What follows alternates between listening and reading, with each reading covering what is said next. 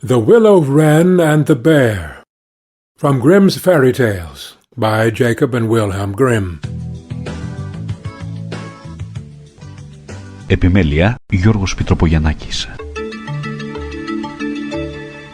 Once in summertime the bear and the wolf were walking in the forest, and the bear heard a bird singing so beautifully that he said, "Brother Wolf, what bird is it that sings so well?" "That is the king of birds," said the wolf, "before whom we must bow down." In reality the bird was the Willow-Wren. "If that's the case," said the bear, "I should very much like to see his royal palace. Come, take me thither." "That is not done quite as you seem to think," said the wolf. "You must wait until the queen comes." Soon afterwards the queen arrived with some food in her beak, and the lord king came too, and they began to feed their young ones. The bear would have liked to go at once, but the wolf held him back by the sleeve, and said, "No, you must wait until the lord and lady queen have gone away again." So they took stock of the hole where the nest lay, and trotted away. The bear, however, could not rest until he had seen the royal palace, and when a short time had passed, went to it again. The king and queen had just flown out, so he peeped in, and saw 5 or 6 young ones lying there. "Is that the royal palace?" cried the bear. "It is a wretched palace, and you are not king's children, you are disreputable children." When the young wrens heard that, they were frightfully angry, and screamed, "No, that we are not. Our parents are honest people. Bear, you will have to pay for that." The bear and the wolf grew uneasy, and turned back and went into their holes.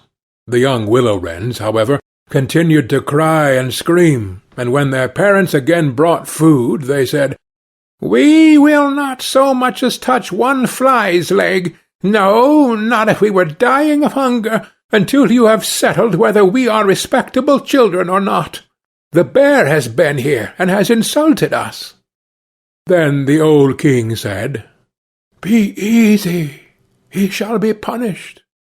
And he at once flew with the queen to the bear's cave, and called in, "Old growler, why have you insulted my children? You shall suffer for it. We will punish you by a bloody war." Thus war was announced to the bear, and all 4-footed animals were summoned to take part in it, oxen, donkeys, cows, deer, and every other animal the earth contained. And the willow-wren summoned everything which flew in the air, not only birds large and small, but midges and hornets, bees and flies had to come. When the time came for the war to begin, the willow-wren sent out spies to discover who was the enemy's commander-in-chief. The gnat, who was the most crafty, flew into the forest where the enemy was assembled, and hid herself beneath a leaf of the tree where the password was to be announced.